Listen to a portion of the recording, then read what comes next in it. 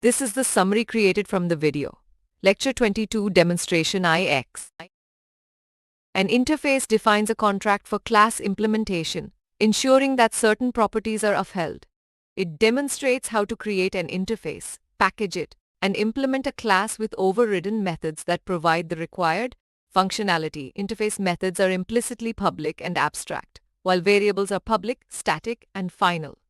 A class that implements an interface overrides the abstract methods with its own implementation, showcasing dynamic binding through runtime polymorphism with interface objects and references.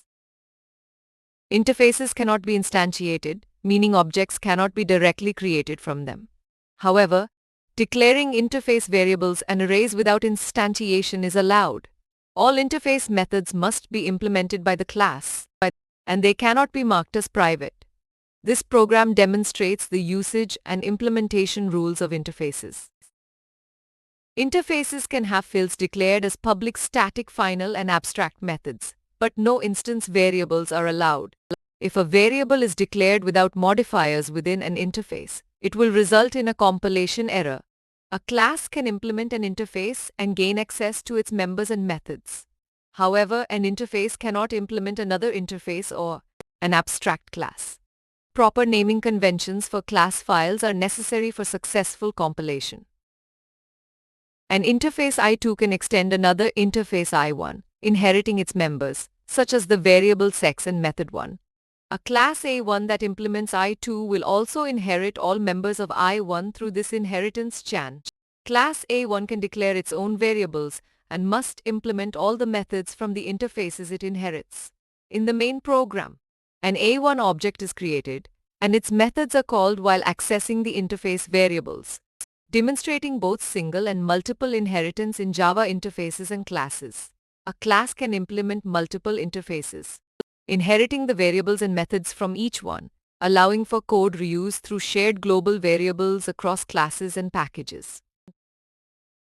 An interface defines variables and methods that are shared among its implementations. Different classes can implement the same interface in their own way. In the main program, objects of these implementing classes are created. A single interface reference can then access these various implementations. The output depends on the type of object referenced at runtime, as the appropriate method overrides are executed.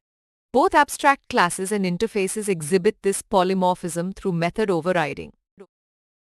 In summary, an interface defines a contract that ensures classes adhere to certain properties. Interfaces cannot be instantiated directly, but classes can implement them by overriding their abstract methods. Interfaces allow for multiple inheritance, unlike abstract classes, and provide a way to share constants and resources across classes. Abstract classes can have method implementations, but interfaces cannot. Interfaces enable code reuse by defining shared contracts and templates. They provide method abstraction without implementation details, facilitating runtime polymorphism through interface references.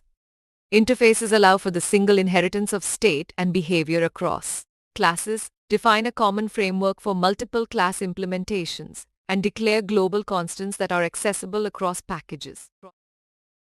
Please stay tuned for more summary videos.